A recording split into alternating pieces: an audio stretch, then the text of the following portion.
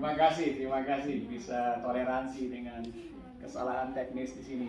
Saudara, Jakarta tentunya hal-hal yang tidak kita sukai banyak ya. Demo,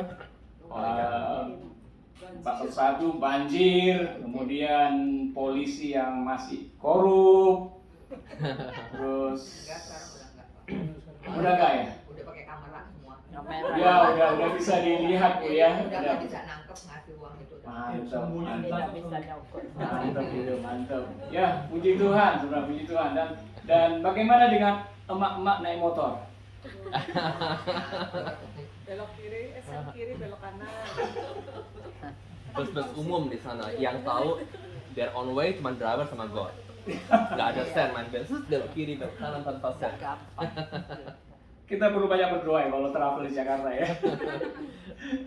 Nah, ada mitos perbedaan laki-laki dengan perempuan di dalam melihat peta. Apakah ini mitos atau benar? Perbedaan laki-laki dan perempuan dikatakan banyak orang itu mitos. Tapi ternyata di Sydney Morning Herald 2 Juni 2007 dikatakan it's not a myth at all. Bukan mitos sama sekali. Map reading and spatial skills in general, you will find that men outperform women. Para lelaki katakan, amin. Protes ya.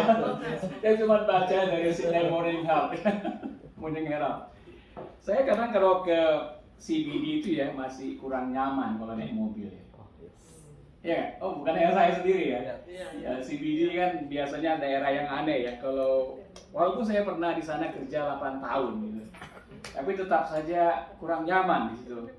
Ada yang aneh ya, kalau kita mau belok ke kanan, harus ke kiri duluan, nunggu. Ya biasanya di sini nggak seperti itu. Jadi kita masuk ke daerah-daerah yang kayaknya nggak nyaman bagi kita.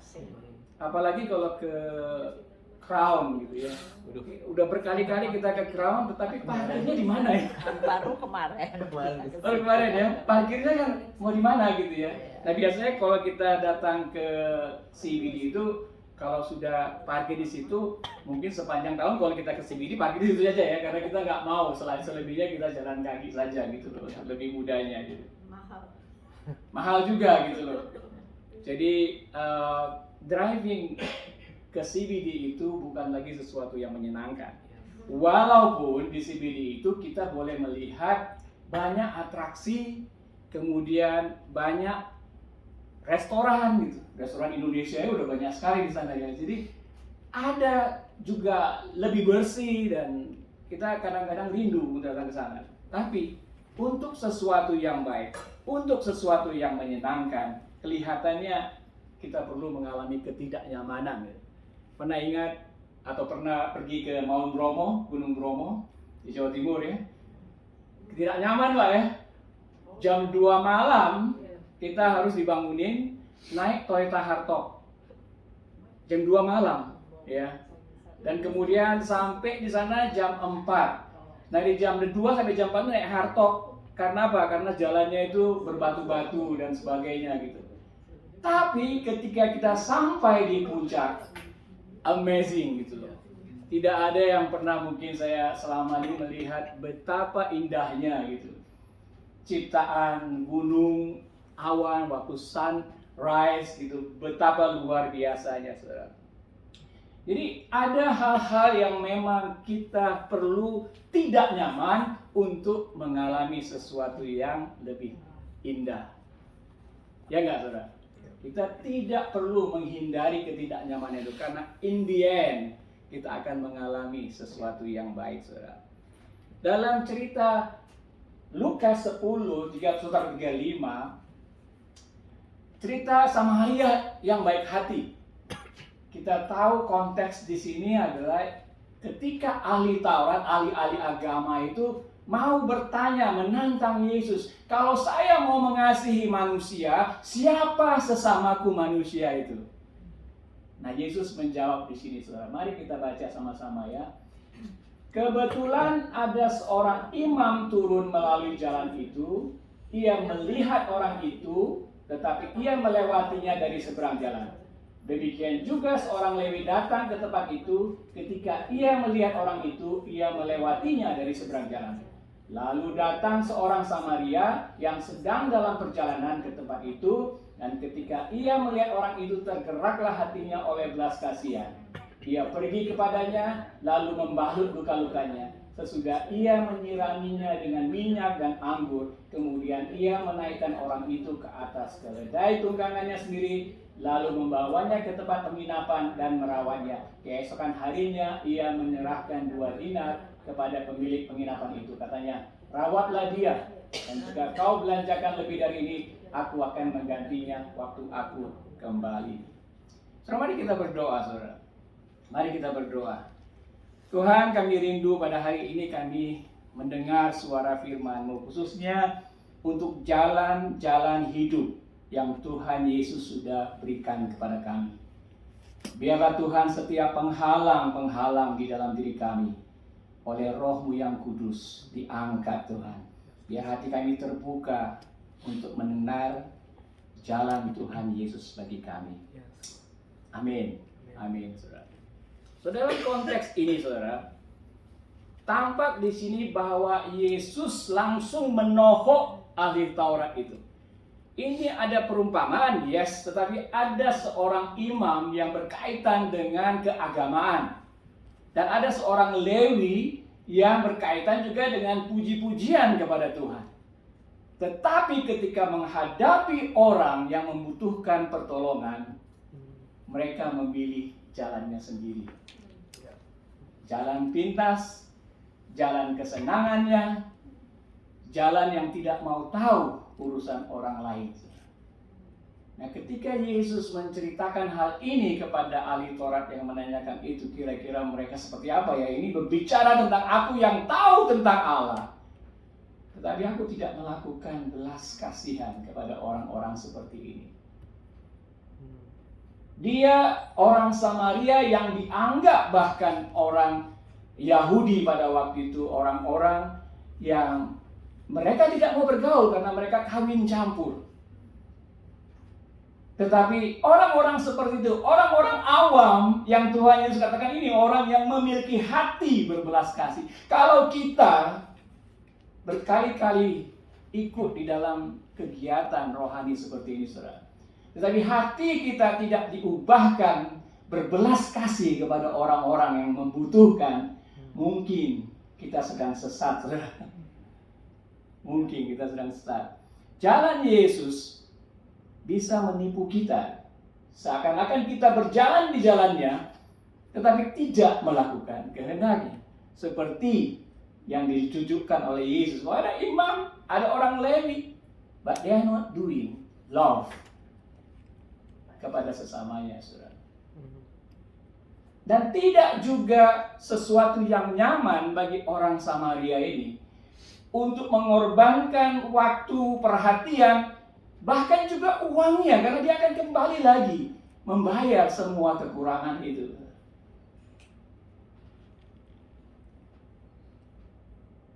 Saudara, ketika kita bicara tentang jalan hidup yang Yesus tunjukkan bagi kita di dalam kitab-kitab Injil, saudara, kita tidak berbicara tentang jalan kita mau menjadi profesi lawyer, IT, accountant, dokter, bukan.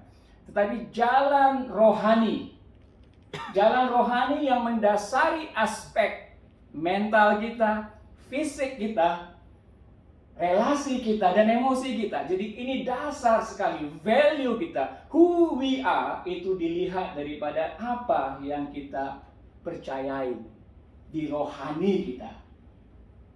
Ini adalah fondasi yang sangat dasar gitu. Ketika kita memilih ada banyak jalan dan jalan hidup yang dari Yesus, tidak nyaman.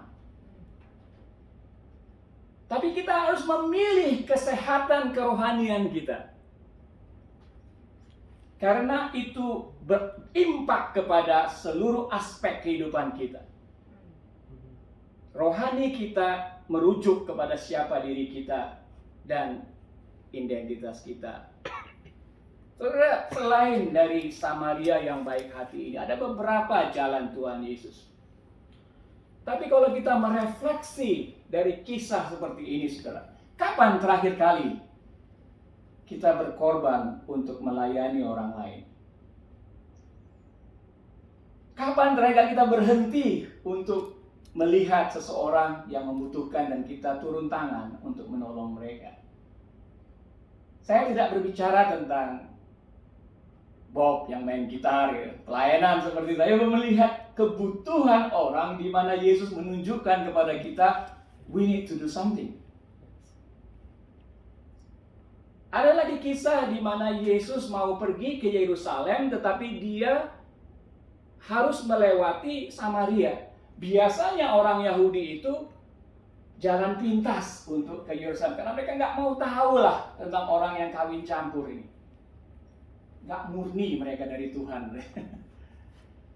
Tetapi ketika Yesus dihadapkan pada masalah, dia akhirnya melewati Samaria. Bahkan dia sempat duduk dan bahkan dia sempat berbicara kepada orang Samaria. Perempuan Samaria itu pun kaget, kalian kan tidak bergaul dengan saya, tapi kenapa engkau mau bicara dengan saya?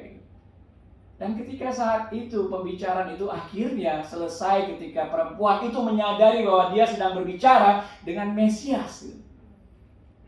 Dan orang Samaria yang tidak dianggap oleh orang Yahudi, orang dia tidak dianggap orang beragama, akhirnya ketika dia bertemu dengan Mesias, dia pergi kembali ke kampungnya. Dan apa yang dia lakukan? Dia panggil sekampungnya, saya sudah menemukan Mesias yang dijanjikan itu. Dia pulang dan dia bawa orang sekampungnya untuk bertemu dengan Yesus. Tuhan melihat Bapaknya bekerja bagi orang Samaria, bahwa dia ingin orang Samaria ini juga mengenal siapa Mesias. Dan Yesus, walaupun banyak orang Yahudi jalan pintas, tapi dia masuk ke situ karena dia melihat juga Bapaknya sedang menarik perempuan-perempuan Samaria ini dan orang-orang sekampungnya. God is at work di situ. Tuhan sedang berkarya di situ. Dan disitulah, walaupun tidak biasa, walaupun tidak nyaman, Yesus masuk ke daerah itu, saudara.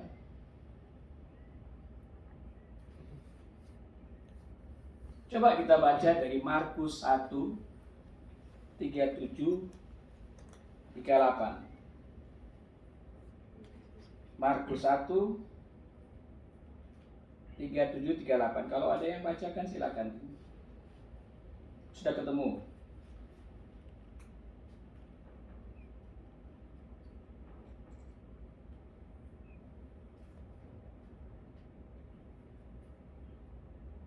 Markus 1, 37, 38. Saya ada yang bacakan buat saya, terima kasih.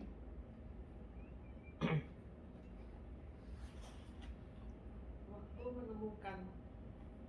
menemukan dia, mereka berkata, dianya huruf besar ya. Waktu menemukan Tuhan Yesus, mereka berkata, semua orang mencari engkau. Jawab Tuhan Yesus, marilah kita pergi ke tempat lain, ke kota-kota yang berdekatan, supaya di sana juga aku memberitakan Injil. Karena untuk itu aku telah datang.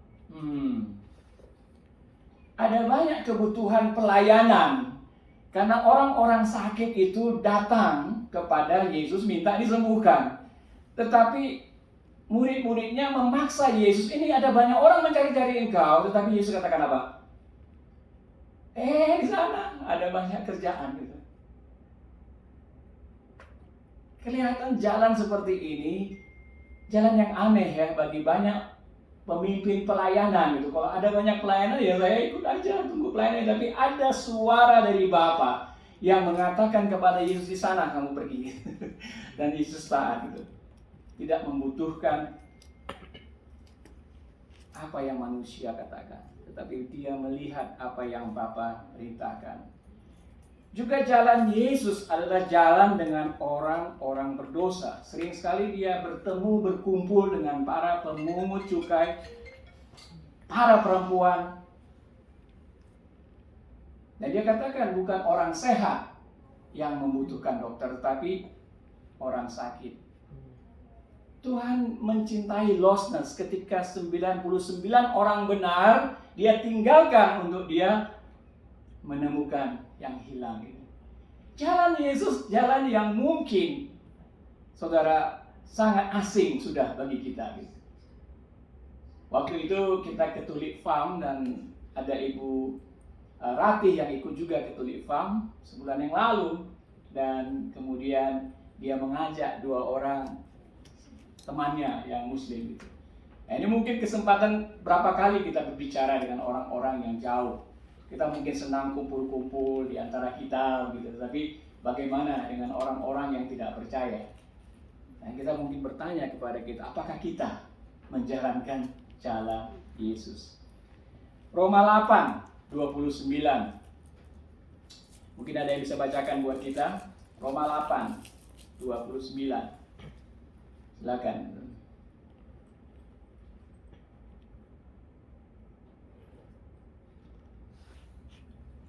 Roma 8 ayat 29. Sebab semua orang yang dipilihnya dari semula, mereka juga ditentukannya dari semula untuk menjadi serupa dengan gambaran anaknya, supaya ia, anaknya itu, menjadi yang sulung di antara banyak saudara. Wow. Kehendak Allah bagi kita adalah menjadi segambar, secitra dengan Tuhan Yesus. Dan mudah sekali kita untuk ambil jalan pintas gitu ya. Ada sesuatu yang harusnya kita tidak nyaman melakukan. Memang tidak nyaman kondisi itu, tapi itu membentuk kita menjadi segambar dengan jalan Yesus. Contohnya, kadang kita berdoa meminta sesuatu, pekerjaan yang bagus, kemudian kesembuhan dari sakit penyakit, tetapi tidak dijawab doanya gitu. Yang membuat hati kita apa? Ada yang paling rohani bersyukur gitu ya, yang berrohani bersyukur gitu, tapi yang Tuhan kok aku nggak dijawab ini, ya akhirnya kepahitan gitu. Baiknya kita bersyukur, karena apa? Karena Tuhan ingin membentuk hati kita ini untuk kita bisa legowo gitu ya, menerima dengan ucapan syukur. Karena kita mau trust, mungkin kalau dia menjawab saya akan hilang lagi pengharapan kepada Tuhan. Kenapa? Kadang-kadang orang yang sembuh itu apa? Nggak membuat orang bertobat. Orang sembuh paling, ya ada banyak kasus di Indonesia. Teman-teman kita, pelayan-pelayan di Indonesia, tim kita di sana, orang sembuh, dilepaskan dari kuasa kegelapan, tapi ada juga setelah itu hilang. Ada yang sedikit mental health gitu, kemana-mana tidak bisa sembuh, ke dukun, ke ahli-ahli agama, tetapi teman kita yang bukan dari sekolah teologi datang dan berdoa, waras dalam nama Yesus Kristus gitu, waras. Ada saat-saat di mana memang Tuhan tidak menjawab doa kita, saudara. Untuk apa? Untuk melatih kita mengucap syukur dan untuk melatih kita percaya kepada Tuhan. Kita hanya melihat sangat terbatas, tapi Tuhan melihat besar sekali. Jalan Yesus fokus pada membangun relasi dan memuridkan. Di Matius 10 ayat 8 dikatakan tentang pergilah. Mungkin ada yang tolong bisa bacakan Matius 10 ayat 8.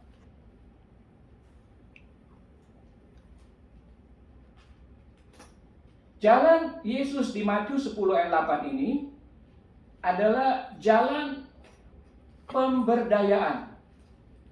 Mungkin bisa saudara baca.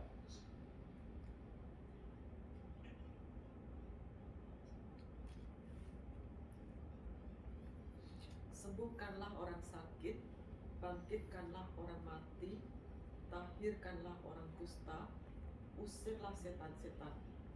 Kamu telah memperolehnya dengan cuma-cuma, karena itu berikanlah pula dengan cuma-cuma. Amin. Jalan Yesus adalah bukan dia sendiri yang mengusir setan, bukan dia sendiri yang menyembuhkan, tetapi jalan Yesus memberdayakan. Kalau saya tidak melakukan jalan Yesus, saya munafik, saudara. Saudara akan menerima pengajaran yang bukan dari Yesus. Tetapi kalau kita kembali kepada Alkitab dan kita melihat jalan Yesus, sembuhkan orang sakit. That is Jesus way. Gitu. Nah, tantangan besar bagi kita, saudara, kita punya kebiasaan. Tetapi kebiasaan kita itu bisa menyesatkan kita. Sedang Allah katakan, atau firman Allah katakan, janganlah sesat karena Allah tidak bisa dipermainkan. Apa yang kamu tabur, itu yang akan kamu tuai. Kalau kamu tabur dengan pikiran-pikiran kamu sendiri, kalau kamu tabur dengan dunia ini, kamu akan melihat, kamu akan menuai dengan hal-hal yang dari dunia ini juga. Tapi sikap kita kembali kepada apa yang dikatakan Alkitab. Namun kenyataannya memang sulit. Beberapa hal yang menjadi hambatan atau tantangan bagi kita adalah bahwa kita ini bersifat konsumerisme. Semua katakan? Oh, mungkin semuanya masih ada yang baik-baik. Kita semua konsumerisme ya. What is it for me? Gitu. Apa untungnya bagi saya gitu? Saya datang ke gereja, saya datang ke pertemuan. What is it for me? Oh, saya merasa, waduh, pujiannya enak bagi saya gitu. Khotbahnya enak bagi saya gitu. Jadi it's about me.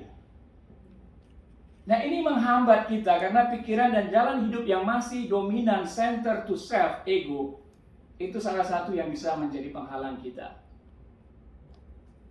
Nah, saudara, mungkin sudah pernah dengar kalau ada yang mengatakan, kalau kita baik-baik saja, it is okay, right? Kita baik-baik saja. Tetapi kenyataannya, saudara, di Matius 7 dijelaskan tentang ada orang-orang yang menyebut Tuhan, Tuhan, Tuhan. Kami menyembuhkan dalam namamu, kami mengusir setan dalam namamu, gitu. Tetapi apa kata Tuhan? Ini orang sudah masuk pelayanan, imam. Tapi apa kata Tuhan? Aku tidak mengenal kamu. Siapa yang dia kenal, dia katakan adalah siapa yang melakukan kehendakku. Jadi kalau kita jadi orang yang defensif, kita berbuat baik saja, kita juga akan dihakimi oleh apa yang tidak kita lakukan. Kalau firman Tuhan katakan pergi, kita tidak pergi, kita juga akan dihakimi oleh apa yang tidak kita lakukan. Ya kita kan baik-baik saja gitu. Kita nggak berdosa dan melakukan dosa. Tetapi kalau jalan Yesus tidak hanya melihat kepada apa yang kita lakukan, dia melihat juga apa yang tidak kita lakukan. Dia melihat apakah kita tidak melakukan kehendak Allah. Konsumerisme adalah halangan kita. Kemudian yang sifatnya stres, avoiding pain. Sekarang yang sering ya kita melihat bahwa kalau bisa dipermudah, kenapa dipersulit? Uang adalah segala-galanya gitu. Di bawah meja biasanya gitu, memudahkan segala sesuatu, saudara. Kenapa? Karena kita memang di dalam stres ketidaknyamanan, kita mudah sekali untuk keluar gitu. Mudah sekali untuk give up gitu, saudara. Padahal kita melihat di dalam kisah jemaat mula-mula itu, mereka standar untuk masuk kepada jemaat mula-mula pada waktu tinggi. Mereka di tengah-tengah masyarakat yang tidak mengenal Tuhan, dan pada waktu itu masyarakat yang kalau ada bayi perempuan, mereka lebih suka bayi laki-laki karena agriculture gitu, pertanian, di mana otot-otot laki-laki itu lebih digunakan gitu daripada yang perempuan gitu ya pada waktu itu. Jadi kalau mereka punya anak perempuan, mereka buang buat anak lagi gitu. Nah, orang-orang Kristen jemaat mula-mula mengumpulkan bayi-bayi itu, dan mereka lah yang menyelamatkan, bahkan mendidik anak-anak itu. Dan akhirnya jemaat mula-mula ini banyak menghasilkan calon-calon istri yang dicari oleh orang-orang sekitar itu. Kenapa? Karena mereka berani, walaupun it's stress, tapi mereka berani karena apa? Karena mereka menjalankan jalan Tuhan. Ada banyak kasus di mana penyakit menular di kota Roma terjadi. Siapa yang menolong orang-orang yang berpenyakit menular itu? Orang-orang jemaat mula-mula. Jadi ketika orang lain mau masuk ke dalam komunitas jemaat mula-mula, standarnya tinggi, saudara. Standarnya tinggi. Yang ketiga yang mungkin menjadi penghalang kita adalah kita punya kebiasaan yang sudah terbentuk, berakar, dan tidak efektif. Dan kita tidak mempunyai motivasi seperti jemaat mula-mula. Karena apa? Ke gereja, pertemuan komunitas sudah menjadi tradisi dan kita nggak pernah mendapat isi. Nggak pernah kita menerima firman yang akhirnya kita lakukan. Gitu. Sehingga banyak kita menjadi apati. Kita datang ke gereja, kita datang ke pertemuan orang percaya. Sikap kita nggak ada motivasi, ya sudahlah. Apalagi motivasi melakukan kehendak Tuhan. Khotbah-khotbah bisa menjadi membosankan atau kerutinan belaka gitu. Padahal jemaat mula-mula ketika Paulus pergi ke Efesus di kisah 19, dia menemukan ada beberapa orang gitu, murid. Dan murid-murid ini mau dibuat menjadi murid yang memuridkan. Kisah 19 ayat 10 mengatakan, selama 2 tahun 15 juta orang mendengar berita Injil Yesus. Mereka punya motivasi, saudara, walaupun sedikit. Kalau kita mungkin berbicara tentang murid memuridkan, sesuatu yang membosankan karena bahkan mungkin kita tidak pernah termotivasi untuk hal-hal yang seperti itu. Nah, hal-hal ini saudara sebagai reality check.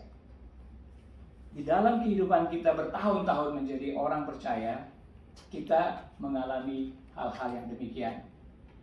Saudara, di dalam Alkitab, jalan hidup, jalan itu bisa artinya jalan seperti itu, path, jalur, tapi bisa juga secara figuratif adalah gaya hidup, lifestyle. Jadi kalau kita bicara tentang jalan hidup Yesus, kita bicara tentang gaya hidup Yesus. Dan manusia diberi pilihan untuk memilih jalan-jalan seperti itu. Di perjanjian lama, seperti Mazmur 119, Daud mengatakan, aku hendak merenungkan titah-titahmu dan mengamat-amati jalan-jalanmu. Kemudian, aku beroleh pengertian dari titah-titahmu, itulah sebabnya aku benci segala jalan dusta. Ada jalan-jalan kebenaran, ada jalan dusta. Kemudian Amsal 15 ayat 10, didikan yang keras adalah bagi orang yang meninggalkan jalan yang benar. Dan siapa yang benci kepada teguran akan mati. Saya percaya Tuhan memberikan pilihan kepada kita, saudara, untuk memilih jalan seperti apa yang kita mau lalui. Apakah jalan Tuhan itu mudah untuk dimengerti, saudara? Seorang yang sangat ekstrim, rohani gitu, aku nggak tahu ya, kita harus berdoa dulu mencari kehendak Tuhan. Pernah dengar ya gitu? Doa dulu ya. Ada juga yang ekstrim lain gitu.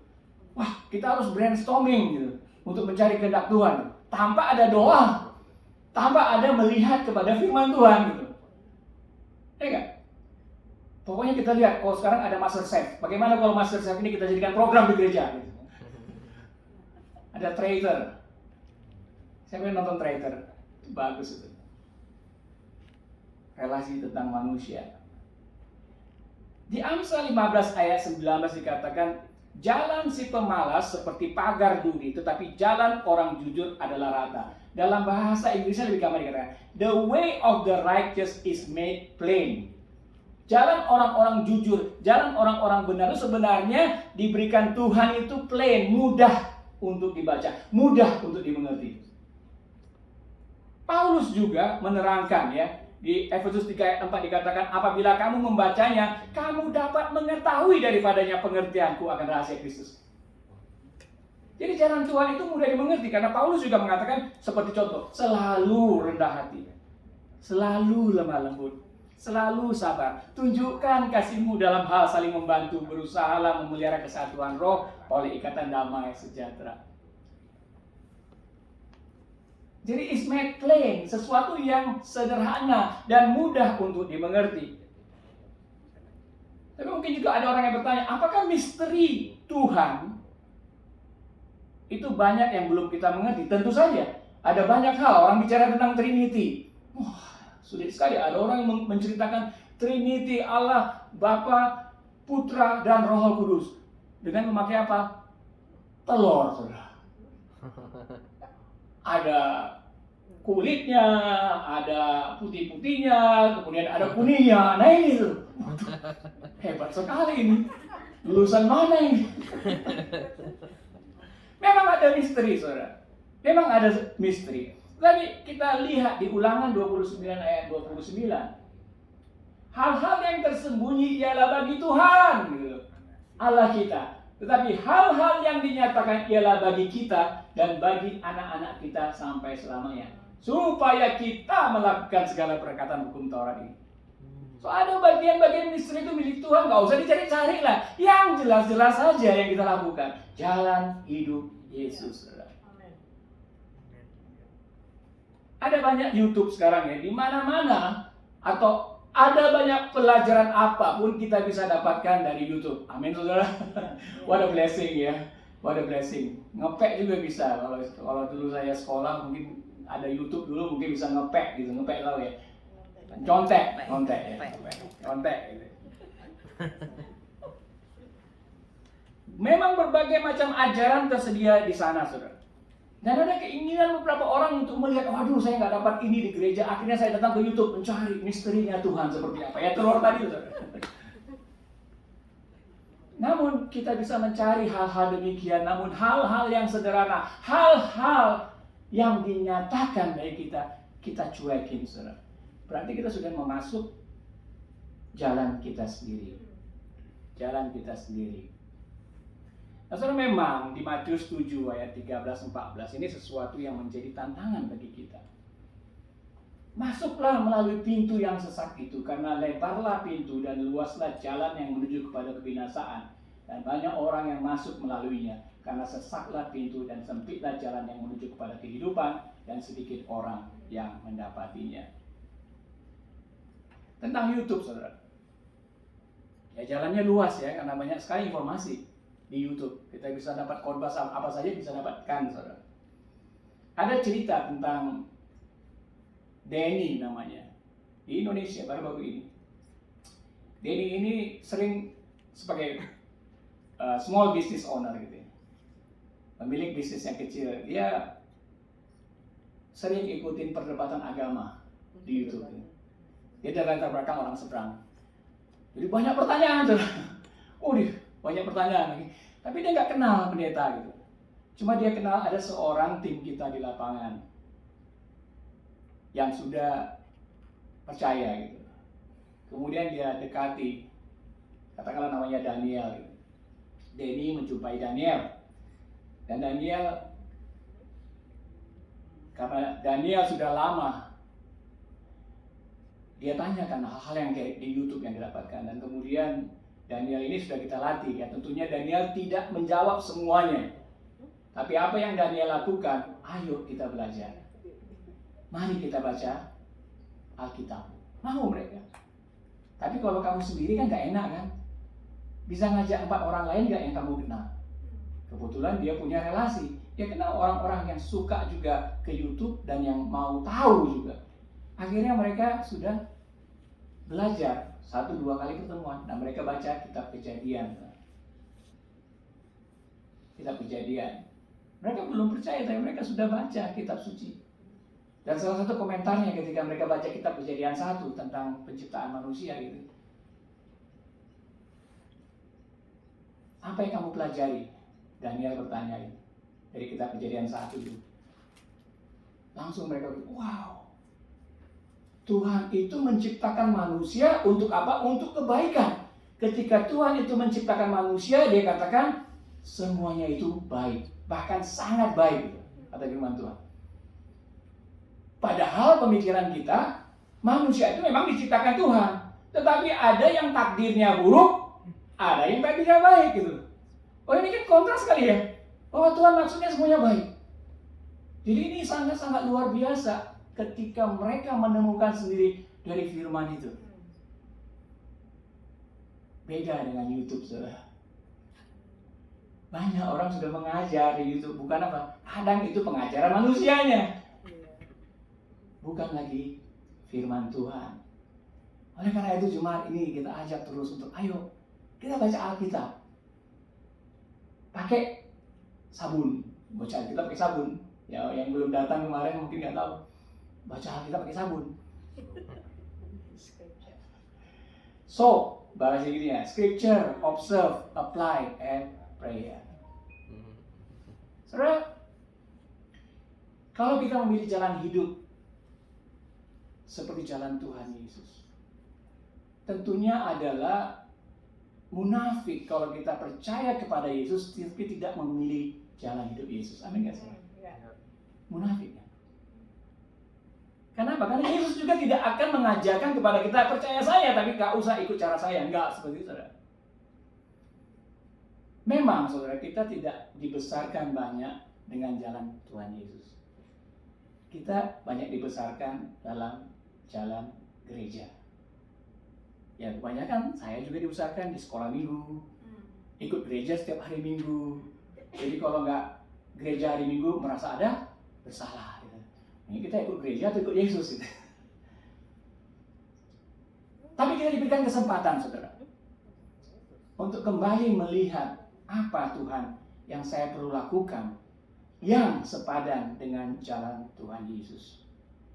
Saudara, zaman ini ada sekitar 100 juta orang selama 30 tahun terakhir di mana kelompok-kelompok orang ini menjadi percaya Yesus dan sekaligus melakukan jalan Yesus. Mereka mungkin tidak datang ke pertemuan besar seperti di sini atau di sana gitu, pakai band dan sebagainya. Cuma mereka 5 orang, 10 orang, tapi mereka menjalani jalan Yesus. Mereka menunjukkan belas kasih kepada orang-orang lain dan mereka juga dilihat oleh orang-orang, hidup mereka berubah. Nah, saudara, God is at work pada zaman ini. Dan kesempatan bagi kita di jemaat ini, jemaat Indonesia, untuk ayo lihat kembali, kita mau jalan Tuhan Yesus, atau kita mau jalan kita sendiri, atau kita mau jalan komunitas kita, atau jalan gereja. Perkembangan teknologi 20 tahun terakhir, saudara. Saudara pernah lihat nggak? Company yang namanya Kodak.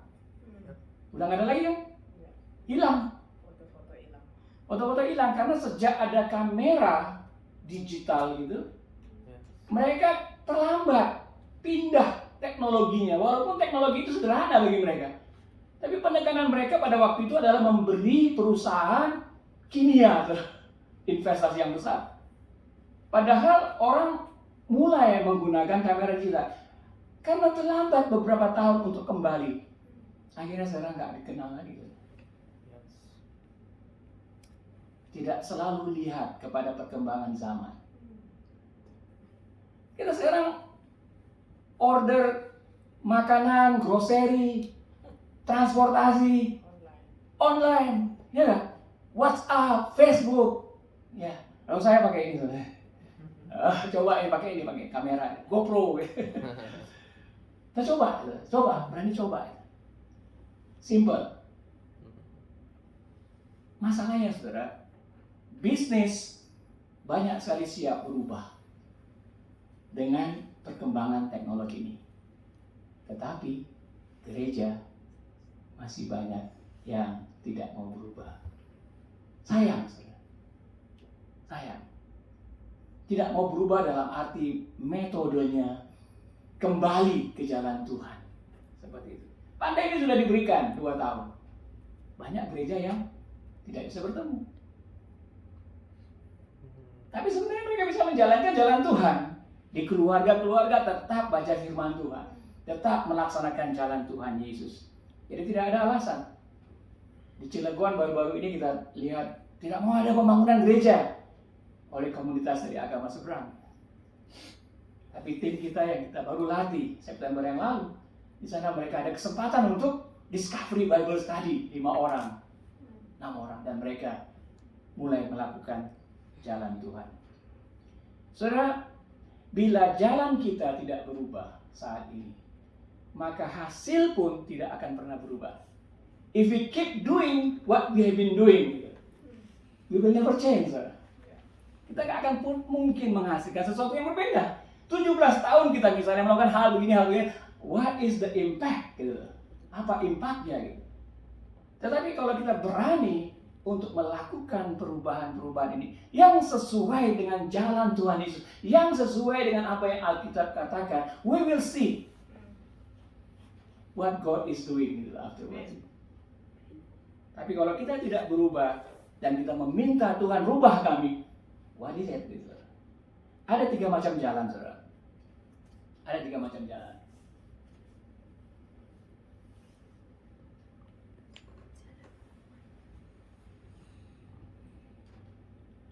Ada 3 macam jalan ini. Kita mau masuk ke jalan Tuhan, kita harus menyejajarkan. Benar nggak perkataan itu? Benar nggak perkataan itu? Menyejajarkan, memparalelkan, alignment dengan jalan Tuhan.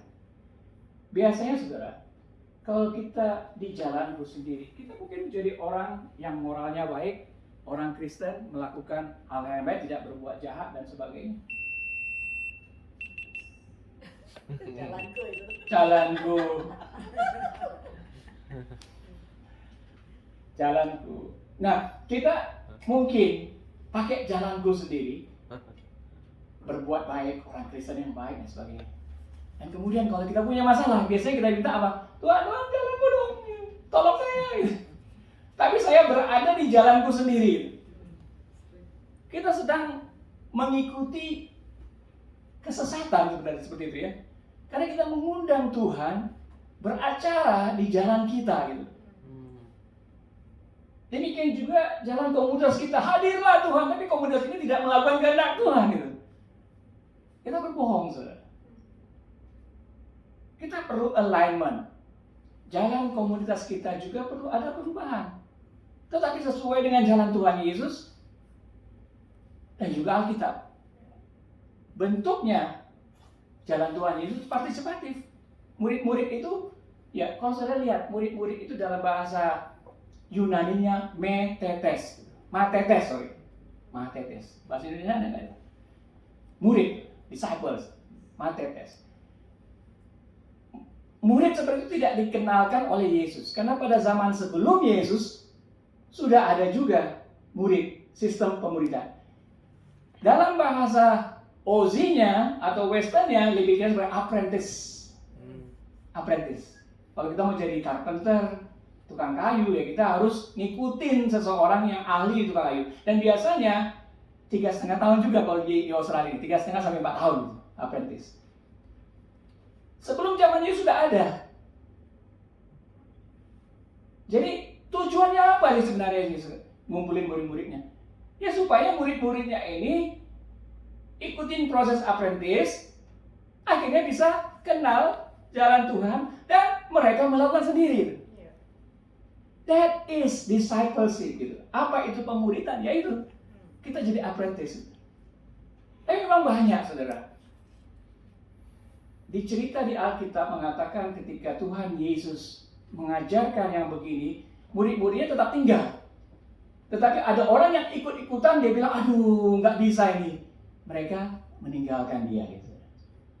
Karena orang itu masuk di dalam pemuridan akan diubah seperti gurunya gitu. Makanya dikatakan tidak ada seorang pun yang layak gitu. Kalau dia tidak memikul salib, menyangkal diri dan sebagainya. Kenapa? Karena orang itu ditawari untuk sama seperti dia gitu. So bagaimana Tuhan, saya nggak bisa. Nah saudara, yang saya sarankan di sini adalah, ayo kita kembali melihat apa yang Tuhan katakan. Ada halangan-halangan di dalam diri kita dan kita lihat, Tuhan saya punya masalah ini. God is giving us second chance, third chance, fourth chance, fifth chance dan sebagainya. Untuk kita kembali melihat sebenarnya apa yang dikatakan Tuhan Yesus. 5 tahun, 10 tahun lagi kalau kita tetap sama seperti itu, sudah ditawarkan jalan seperti kita masih mau jalan saudara, kita mungkin akan kecewa satu waktu kita bertemu dengan Tuhan Yesus. Jalan komunitas kita partisipatif. Jalan komunitas itu juga ada body system, karena ada beberapa orang yang mungkin agak sulit nih. Oke, let's use body system. Dan ada beberapa teman-teman kita di sini yang siap untuk menolong. Ayo jadi teman berdoa, teman baca Alkitab, gitu dan sebagainya. Yang terakhir saudara. Nah, orang yang terakhir itu kalau pendeta kata yang terakhir, wah siap-siap ya. Selesai nih. Matius 11 ayat 28 sampai 30. Mungkin ada yang bisa bacakan sini. Matius 11 ayat 28 sampai 30.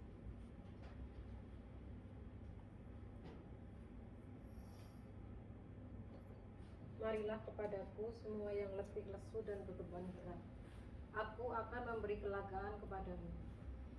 Pikulah kuk yang kupasang dan belajarlah padaku, karena aku lemah lembut dan rendah hati, dan jiwamu akan mendapat ketenangan.